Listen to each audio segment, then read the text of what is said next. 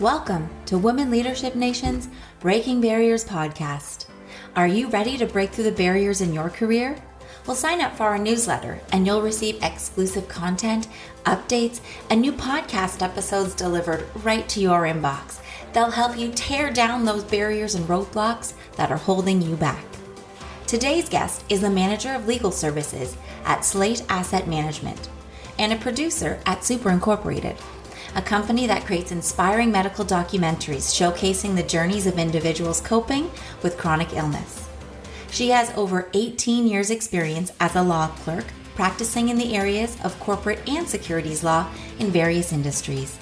We are so pleased to have Amanda Goreski on the show with us today. Her mantra is, in managing your career, don't be afraid to ask for what you want. Listen to her journey as she talks about the value of knowing your worth and your worth within your corporation, the importance of being able to negotiate for yourself, and the difference between working for a firm versus in-house. And now introducing your host, co-founder and president of Women Leadership Nation, Jennifer Ladisser. Much for being on the podcast today. My pleasure. Yeah, it's good. It's good to be here with you. So we start every session with one question that we ask everybody. So when you were younger, what did you want to be? Well, I wanted to be a race car driver. That didn't turn out, clearly. And an architect. That was the other thing, actually. Wow. Yeah, I drew a lot of houses when I was a kid. Not a lot of people, but a lot of structures. Right. And but I wasn't very good at math, and so I just opted to not. As time went on, my interests kind of changed as well. But Yeah. I had a grandfather who always told me, you can be whatever you want to be. So that was always kind of helpful. And when I said I wanted to be an architect, he, was like, well, you can do that. But yeah, if I had my way and times were more like they are today, I probably would have loved to have been a race car driver, believe it or not. That's cool. And so have you taken any opportunities to go on a track? No, I mean, I've owned some cars that could have been on the track. When I was in my early 20s, I had a 1968 Porsche Targa. And that would have been, they do the Porsche Club of Canada does track days, and I could have done that. But I never did. But I had this older Irish gentleman who taught me how to drive it, which I thought was pretty cool. And, because it was sticky going into first. And he said to me, I think we better go out and we better have a drive of it so that you can know how to drive it and get it into first quickly. And so he taught me how to do that. And as we were driving, the one thing that always kind of stuck with me was he said, these are fast cars. And if you respect it, it will respect you. Oh, right. And I thought it was super interesting. And so later I ended up getting a Mustang, and that's faster than Porsche was. And I always remembered that, don't drive, don't mistreat it, because it will mistreat you. Yeah. Oh, that's cool. Maybe that's something we could do together one day. That would be fun. Yeah, totally. I look at these exotic car experiences, and I'm always looking for sort of the next car and talking about what the next one will be. And I mean, I could probably just go out. I'm a big Mustang fan, like a big enthusiast, but I really want a Shelby. So I'll be kind of hanging on to save up and get one of those. And that's a track car for sure.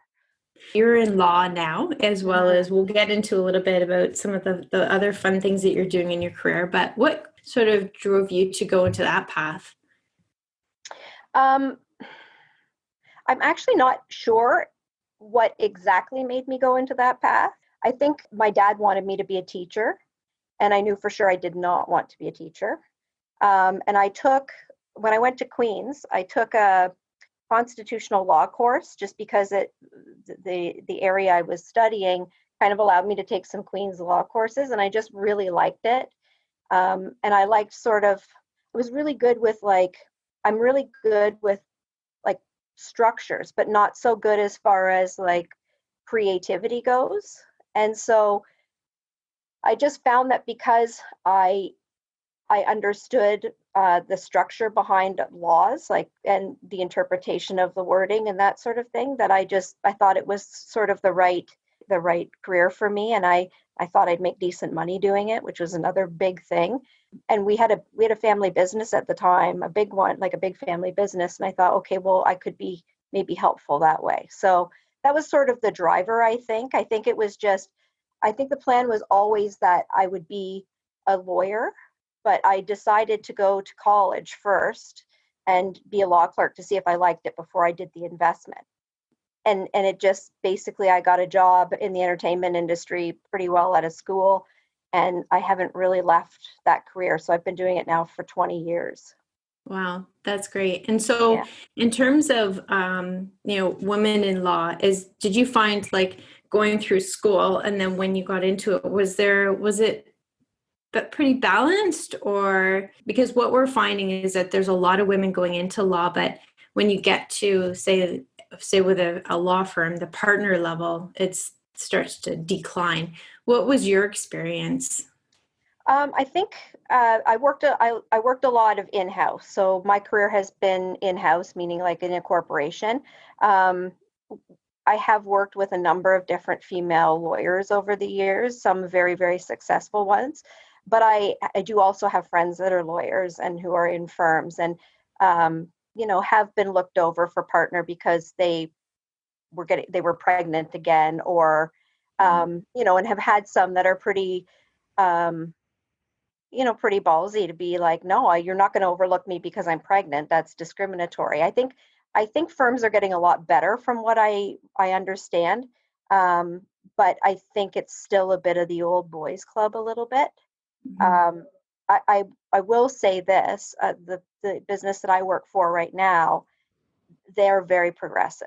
So they're very, very, I would say they're very progressive at moving women forward in their business and in the corporation. The lawyer that I currently work with, she was just appointed chief compliance officer, and she will be going on mat leave. Like, we know she'll be going on mat leave. So that's progressive. I think that's a very open-minded business, and I don't believe all businesses are like that at this point. I think when I first joined like 20 years ago, when I worked with female lawyers, I think they all felt that they had something to prove, and it was a little bit more difficult to work for them, for sure. But I ended up hitting a stride of some pretty good ones. I worked with one for a very long time, and she ended up going to work at Netflix in California, and she was just amazing and never second guessed herself, always held her own, like, just incredible. And I think I took a lot of my career from watching her. Like, I took a lot forward that, you don't have to be, super forceful. You can do things in a nice way. And I learned a lot from her. So I think along the way, I've worked for quite a few women.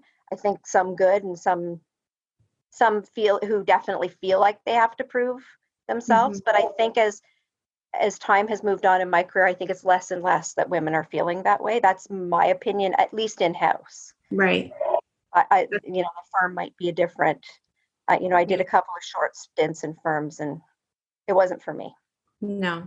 And so in your career, like, have you had any times where you've had to make some major decisions and shift, or have you, how did you handle, in terms of your career growth, some of the times in your career where you've kind of had to decide to go in different directions?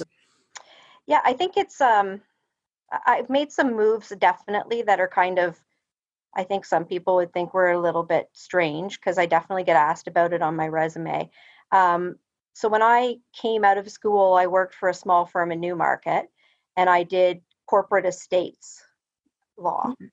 And now I do corporate securities, but I didn't stay there very long. I knew it wasn't for me. And I got a job it was Alliance Atlantis at the time. So I got a job there. I worked there for about 3 years. And the woman who was the manager my department and me, she went on mat leave, and basically they said, okay, you're going to do the job, your job and her job. So I took it on. I was a young clerk. I don't even think I was a year into it. Well, no, I would have been about a year and a half into it. And then she opted to not come back from mat leave.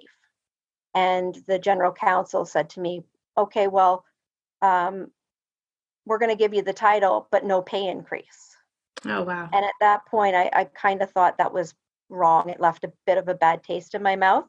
Mm-hmm. So I went and I got another job and I left. And I did love that job, but there was no way to advance. And I knew I wasn't going to advance if I didn't take a stand at that moment. I was just going to ride the line, and people would know that they could just kind of walk all over me. So it's funny because you announce you're leaving, and then all of a sudden they have the money to promote. They have the money to give you. And that's actually when I went to work for Danny. And I stayed with him. I was there two or 3 years. And then Alliance Atlantis actually chased me down and asked me to come back. So, which is an odd move, right? Like usually you leave and you don't go back to a place, but they invited me back. Things had kind of shifted a bit, and they kind of made me an offer I couldn't refuse. So I ended up going back because entertainment was that was my niche. That's where I really wanted to be. Mm-hmm. So I ended up going back, and the trajectory from there was kind of interesting in that about a year and a half after going back, they decided to put Alliance Atlantis up for sale because there wasn't a lot of movement in the entertainment industry at that time. And so they got a bid from CanWest and Goldman Sachs, and we did that transaction. I worked on that transaction. It was a large and very, very complicated one. And CanWest offered me a job after that. So I went with them, but in about, I don't know, maybe 3 or 4 months into it, I kind of got the impression that it wasn't going to be good. It wasn't going to be the spot that I wanted to be. So I basically went downstairs, and there was literally a set of stairs between the 16th and the 15th floor where the movie business had been spun off. And I went and talked to their general counsel, and I said, look, if there's information you need, please let me know, because I'm going to look for a job. I'm not going to stay with CanWest. And that's when she said to me, well, we're going to need somebody. What would your number be if you wanted to come here? And I wrote it down on a piece of paper, and she said, I'll be in touch. And I got a call. I remember I was in the mall, and she called me and said, I got it. Like, will you join? Wow. So I signed on there. So that's kind of, I've made strange but calculated moves. And then from there, Alliance Films got sold, and I ended up being offered a job as director of legal services for Entertainment One. And I had just cleaned this company up like so many times that it was just time to go. So I ended up taking a job at a division of Johnson & Johnson, Janssen, which is their pharmaceutical company. And I stayed there for 3 years. Probably would have still been there, but they made some internal changes. And then I ended up basically being restructured out.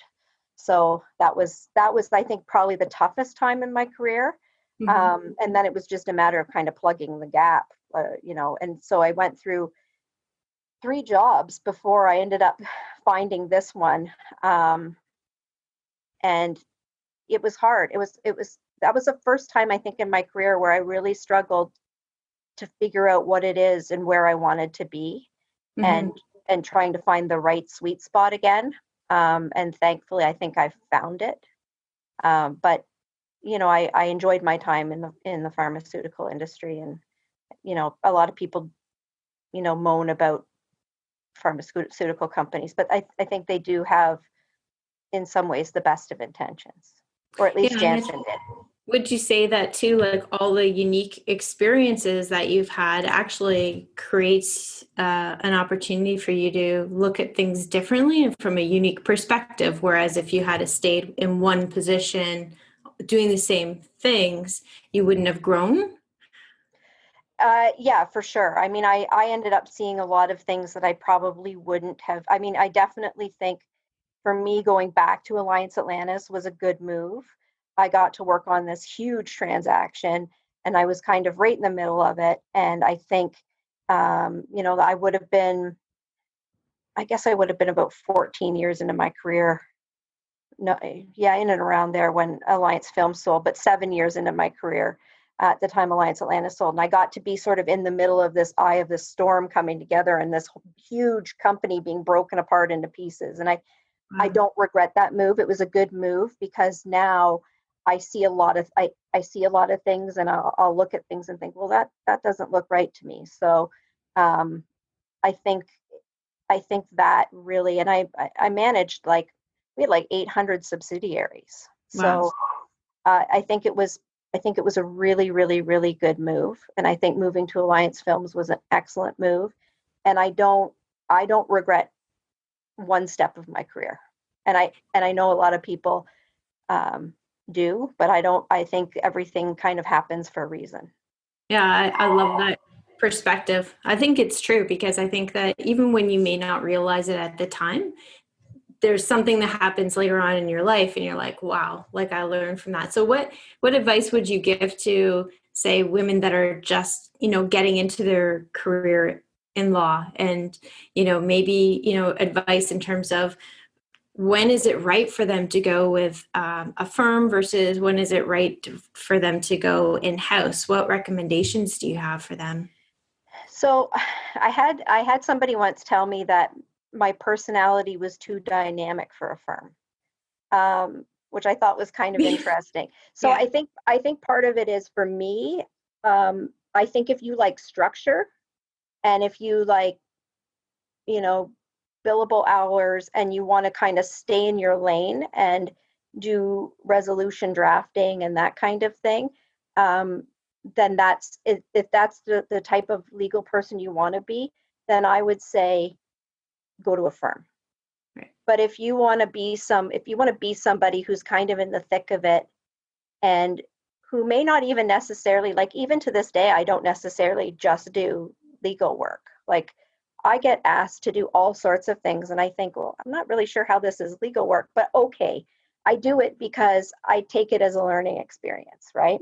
And I think if you're that person and you're curious and you want to learn and you want to sort of see the inner workings of how corporations work, then you're definitely an in-house clerk.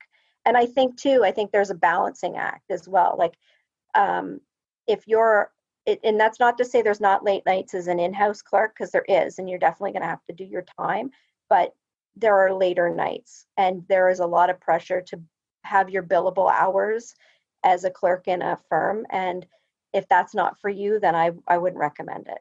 But right. I would always say, and this is the one, there's one mantra I've kind of always lived by, and it's something that my best friend told me when she's in HR, and she said to me, in managing your career, don't be afraid to ask for what you want. Mm. And I've always carried that, and it's actually not even something that I just use in my career. I use it in my relationships as well. Mm-hmm. It's super important. It's I went to this women's networking conference a few months ago now, about a year ago, I guess it would have been. And they were talking about how women don't ask for what they want. And I thought it was super interesting, and about how oftentimes we're about 7 years behind on our RSPs because of how we've negotiated our career to begin with. And they talk about things like getting ahead of you have your professional reviews and stuff. Get ahead of that professional review and sort of set the tone for what it is your expectation is. Your boss doesn't know you, and they just know sort of what they think they can give, and then it's like it's this weird guessing game. Like, mm-hmm. Are they going to be happy? Am I going to be happy? Like, it's crazy. So I've always been super upfront with if I'm happy or if I'm not happy. And even this year, I sat down and I sort of just said to my boss, well, this is kind of what I would love if you could do. And he actually ended up doing it. Wow. And whereas if you hadn't have mentioned it, so I think that's really important advice for everybody to follow. And I wonder too, for some people that are sort of younger in their careers and just starting out, how do they find out what to ask for? Do you feel like that was kind of a discovery for you in terms of what you could even, what you knew you wanted or what was possible? Do you agree that maybe there's some need for mentors as well to maybe say, hey, guess what? Like, this is the range of that the men are getting paid, for example, is there guidelines? I think, I mean, there's certainly, they don't exist. It's part of knowing your worth, right? And knowing your worth within your corporation and not overextending what you think your worth is. And so, I took a job before this one at a lower pay, but knowing that I could go in there and show them my value and then get my pay raised. And that's actually what I did.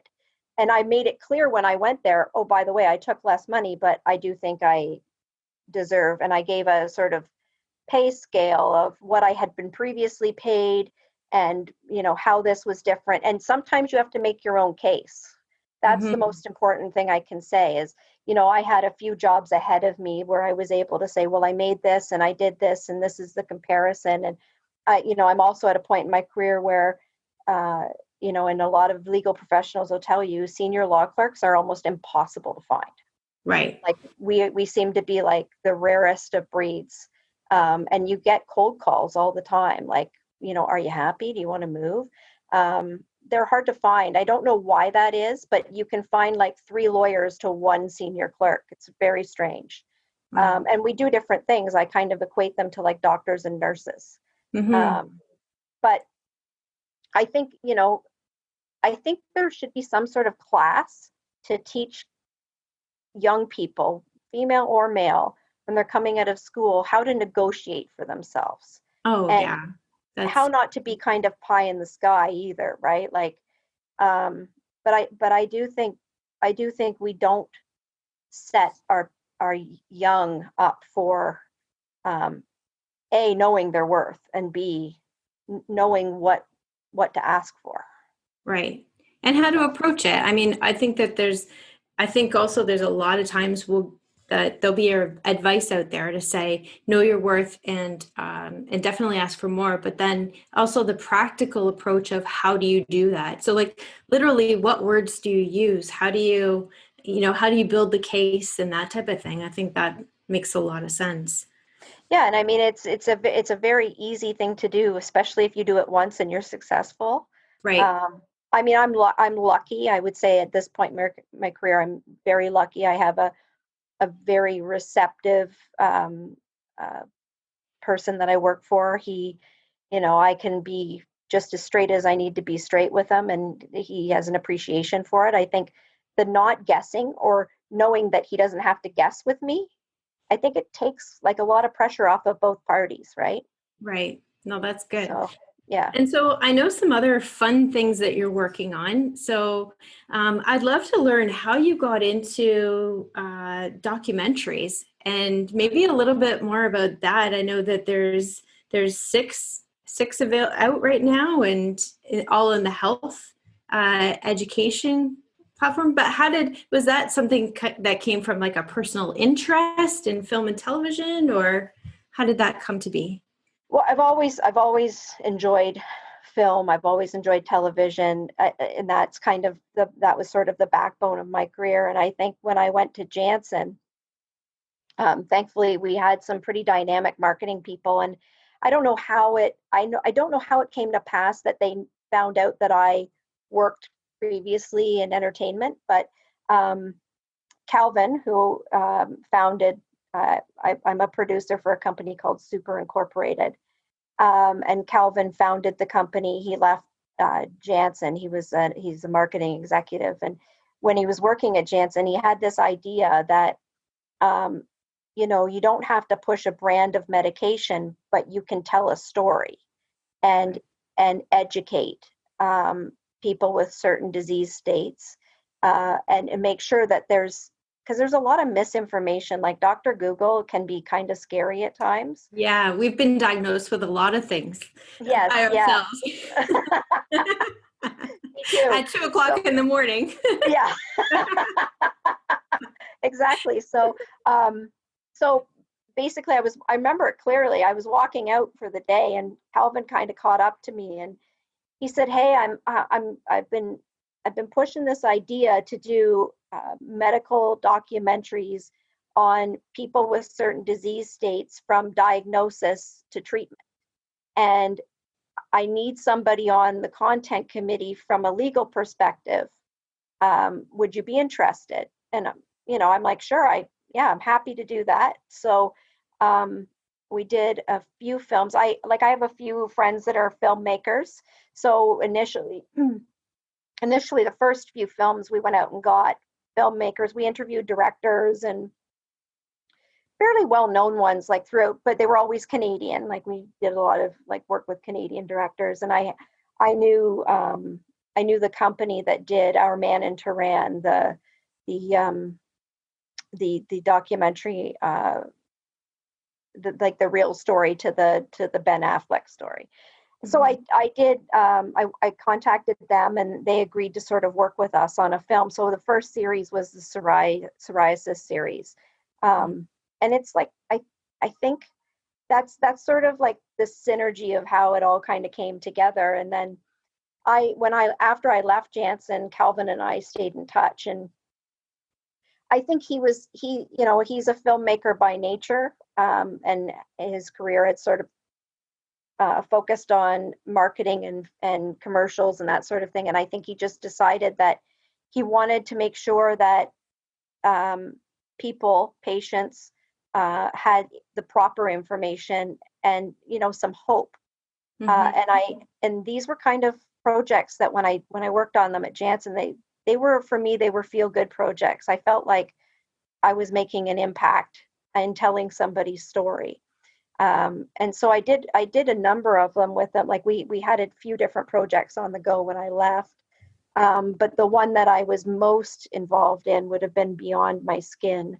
And it was about a man who had psoriasis, with very, very, very, very bad psoriasis. And he was basically medicating with drugs and alcohol as well, which kind of presented an issue as far as like, as a drug company, you have certain regulations that you have to abide by. And, you also want to tell the patient's story, but you don't want to be viewed as sort of exploiting their pain either. So there was a lot of internal conversations about, do we show that aspect? Do we talk about it?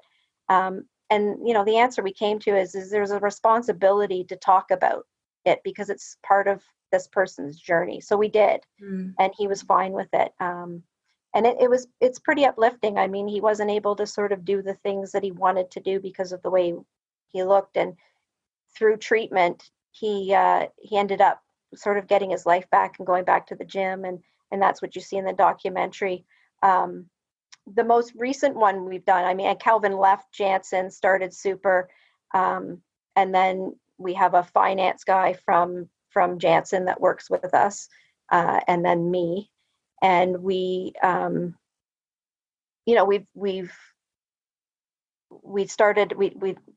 basically went around all the drug companies, kind of gave the rundown. Calvin does a lot of the running down of the drug companies, and basically we ended up getting Novo backed us on a diabetes film.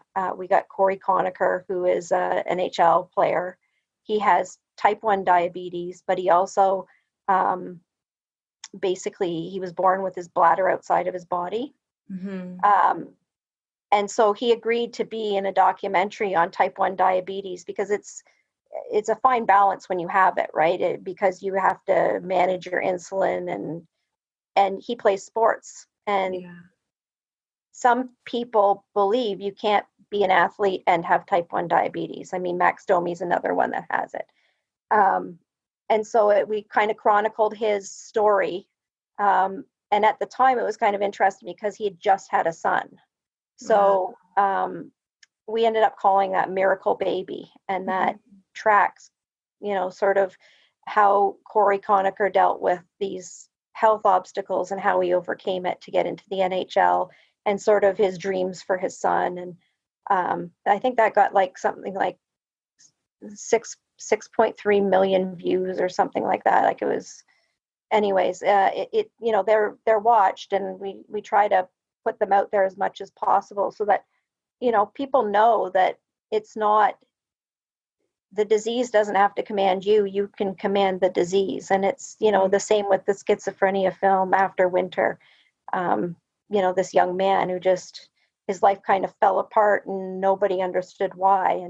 And now he's, at Dalhousie and, kind of living as normal of a life as he can because of, the help he's received. So I think we definitely try to tell a story from a perspective of helping people. And that's what I love about it. It's about learning. I mean, to be honest with you, a lot of people will see people with psoriasis and just be like, that's so gross, and I have a different appreciation for all of this now. Like, I don't look at it the same at all. And I think that's the biggest takeaway. Yeah, I think it does so much. And I mean, I don't even know where to begin, like in the sense that, it tells a beautiful story. It's all of them tell beautiful stories for people that are also suffering from psoriasis or schizophrenia or the diabetes. It's almost like, oh, I'm not alone. Mm-hmm. And it maybe even opens up an opportunity to have a dialogue. I know my mother suffers from schizophrenia, and it was, I think, until the last few years ago, like I publicly never really talked about it or talked about, what it was like, because it was just something that I almost subconsciously wanted to ignore. And I think, when you have any of these, situations, to be able to just have, first of all, the comfort of being able to talk about it, but then also the hope. So for your children that, maybe somebody's going through it, that there is light at the end of the tunnel and that you can get through it. I find them very empowering. And even if you can't directly relate to any of them, I feel like every one of them, you watch it and you're just going to feel like, wow. And even whatever you're going through personally, you can, if this person can overcome that, like my problem is really not a problem. Right?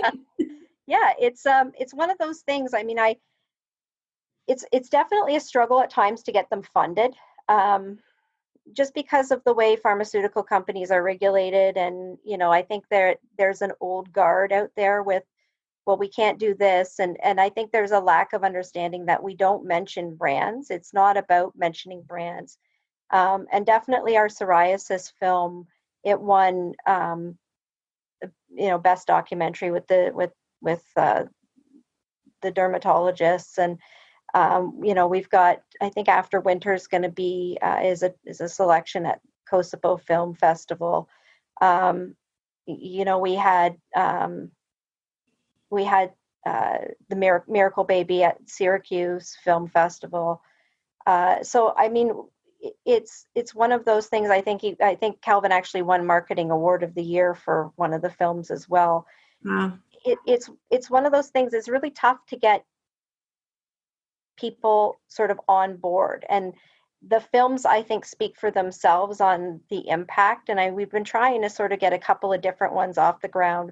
We actually have a really compelling person for MS who's a radio personality in the US.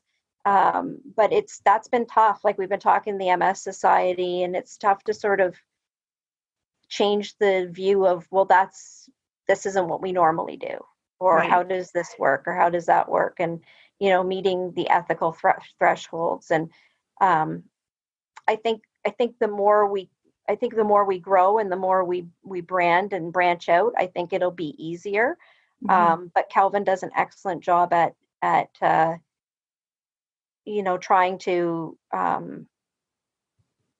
spread the word of what we're doing and why we're doing it. And there's a few other things that we've sort of got in the back of our mind. COVID definitely hasn't helped with it. We, like, we're definitely interested in rare diseases. That's another one. I don't know if people know this, but there's a segment of drugs called orphan drugs, and basically pharmaceutical companies, they make these drugs, and basically because they're so expensive and there's not the patient group for it, like a huge patient group, they just kind of get shelved. So there are people out there that are that are living with a rare disease that potentially there is help for them, but because the economics don't quite work out, the drug company shelves it, and then that doesn't get to the patients. Right. And that's not necessarily just the drug company's fault. That's, that's funding, government funding, etc. So I know that's one for Calvin and I. We really, really, really would love to push a documentary on that. We've talked to Health Canada about doing a documentary on the opioid crisis. It's a big one for us. Oh, right. Yeah. So I think, there's things that we're definitely interested in doing and furthering. It's just this holding pattern of the current circumstance. So in your career, though, taking on this side, do you find that it provides you with like energy and excitement in your life generally to be able to have an incredible career, but you're also being able to explore this other area where you're making such a huge difference in so many people's lives? I think for me, I think it's, my day-to-day job, and I actually chose it to be this way. I don't think it impacts human beings all that much, truthfully. I mean, it's a corporate job. I do it well, but I do have this side of myself that I like to feed, where I feel like I'm leaving a mark on the world. I didn't have children, so that mark isn't going to be left in that manner. So I think maybe my legacy and my kind of twisted view of things is that maybe this is something that I can leave behind to spread a little bit of hope for people. And I like the storytelling side of things. I like learning about people, and I think that that this is a beautiful way to tell a story of somebody's personal struggle. And I think it's beautiful when people want their story to be told for the betterment of other people. And I think that, so for me, the whole of it is satisfying, and it does actually kind of push what I do in my day job, because I know I can also do this too. So they kind of feed each other a little bit. And, Right. of course, my current job, some know that I do this as a, it's not a hobby, and I wouldn't call it a hobby. It's just something that I like to do in my personal time. It's almost like you have a purpose for it and a passion. It's I think that's amazing, and I think that I just finished an interview this morning with a woman from Google, and she talks about the power of having an expansive life. And really what she means by that is the idea that you need to explore all areas of your life in terms of what your passions and drives are, and that you're actually going to find connections within those. So if your passion is cooking, for example, but you're also, in the world of law, and you're also doing these documentaries, there's going to be interconnections, and I think maybe for you as well later on, you might realize potentially, if you haven't already, that there were some really incredible connections between all of your experiences in life. Yeah, for sure. I mean, I definitely use colleagues from my entertainment life. We have an attorney that we use that was an attorney that I worked with when I worked for Alliance Atlantis. So definitely, and this is something I hope to be doing for a long time. I definitely, it's funny because you get to a point in your career and you're kind of like, okay, is this the summit? But I've realized that there's only a summit if you allow there to be. So for me, I'm not near the summit. There are so many other things that I definitely want to do. I'd like to be mayor of my small town that I grew up in. I mean, that's something that I definitely will be looking at trying to do. I rented a house in the area that I have to be in, and Oh, okay. That's like it. I'm on I'm board. serious.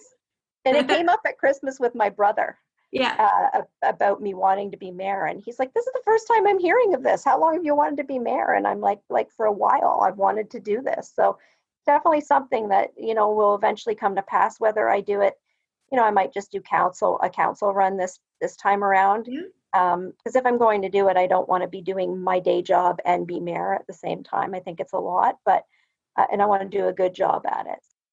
I feel like you have such an incredible perspective on life and so much experience, and I think you would make an amazing counselor and mayor for sure. Yeah, I just, I get on these boards on Facebook for the town and stuff, and people it's always the same arguments year after year here. And I said the other day, I said, well, stay tuned, I might run. And I got a lot of, well, I'd vote for you. So Yeah. Municipalities are ripe for, how do you balance work in your personal life as well? Do you, that's clearly a priority for you as well as a whole person. What advice do you have, especially during COVID where, there's been added stress on people's lives? yeah, so it's funny. When I was younger in my career, I did not balance work and life very well. Hence not, being married till later on in life and not having kids. Um, and I think there was a moment, I think, when I went through that big transaction with Alliance Atlantis, where it was a little bit of an epiphany that at the end of the day, um, it doesn't matter how married you are to your job. Uh, it will continue to tick without you. And it's the old adage of, it wasn't going to be those executives that would be beside my bed when, Yeah. time came. And I think for me, I have just sort of, and I think people have a hard time with this now with social media and email. It's about boundary creation. So I definitely try to create a pocket of time for me and my loved ones. So, I do try to stick to the 5 o'clock, uh, turn off the computer. Doesn't always work. I mean, I do get a lot of phone calls or emails after hours. I still answer them. But there are only a few nights a month that I work till 10 or 11 o'clock at night. And I don't recall the last time I've worked until, 2 o'clock in the morning. I haven't done that in a long time. And I think that's just, it's one of those things that, you, as a young person, you have to say to yourself, there is a me outside of this. And this is going to be there in the morning, and the work never stops rolling. It doesn't. And you'll never be ahead.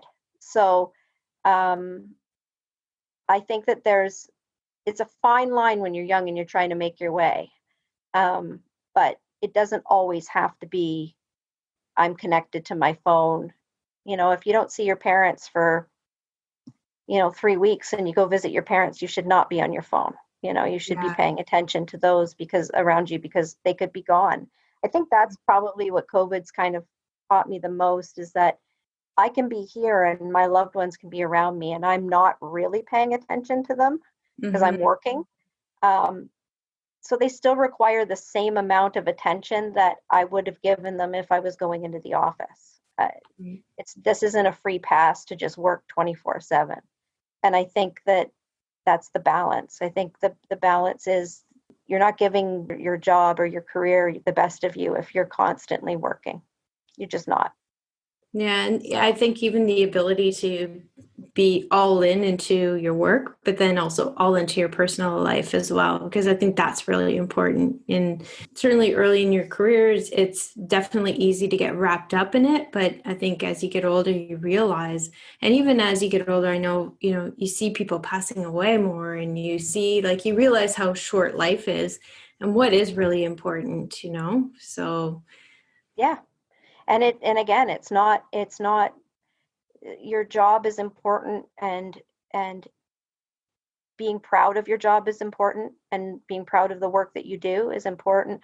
A lot of people say, work to live, don't live to work, or whatever that saying is. And I don't know, I don't necessarily subscribe to that saying. Some people love to work, and if that's what fills you up as a human being, then fill your boots, I say. But I think 90% of the population out there is afraid to kind of take a step back and be like, okay, there's me time. There's a young girl that I work with, and she had a very rough year last year, and she was going to leave and take on another job. And I said to her, I'm like, are you sure? Because that seems like, jumping out of the frying pan and into a fire, because now you've got to prove yourself all over again. Why not just sit down and ask? Just say, can I work from home 2 days a week, because I need to decompress. I'm not managing what happened to me this year very well. It's not a sign of weakness. Yeah. Everybody has a life. To be able to have that ability and confidence to speak up. Yeah. And she actually took my advice. I was kind of surprised. Wow. And she still works for us. That's amazing. She's like, oh, I never even thought of it that way. And I'm like, yeah, like there's no harm in asking for help. Nobody's going to be like, oh, she had this terrible year and lots of bad stuff happened to her. And, that's not the way employers look at you. You're still a human. I think especially even more so now with COVID, like it's almost like companies that we're talking to, they have grown even stronger in terms of wanting to support their employees. And it is a case of they don't know if you need help. So no, they don't. Speak up. Yeah. Yeah. And, I would say, I have to say, like, I'm probably like one of the lucky few, because I do work for a company that's just how they have always been. And it's not just a COVID thing. It's we're all in this together thing, and, we hang together, and this is just what we do. And it's a rarity. And I think at this stage in my life, to have that kind of place to work, and that kind of, community support as far as, the corporate world, I think is pretty, certainly 10 years ago, I don't think I would have imagined it. So that's amazing. I think it's lucky. And that's why I didn't want her to give up something that I think would be hard for her to replicate again, because she was full of pride to not say. Yeah, I think that's great advice. And hopefully there might be somebody listening right now that needs that advice. So, I think it's a perspective that, don't be afraid to ask. So in terms of your, the documentaries, if anybody wants to watch them, where would they go? We have a website. I believe it's suprecontent.com. It's Supre is spelled SUPRE. And they can go there, they can watch them. I think you just register, and then you can watch them all for free. And we cover things like IBD, Crohn's, psoriasis, schizophrenia, and diabetes. And then, there'll be more coming for sure, 'cause we're always trying to figure out what the next, whose attention we can get next. So I think, there's likely to be more on diabetes for sure. But definitely we'll probably look to expand into the mental health as well. As time moves on, it's a slow work in progress. Mm-hmm. But we really want people to have the right information. That's great. Well, I want to thank you so much for your time today. This has been great. And again, hey, I'll be on your campaign. For sure. Yeah, absolutely.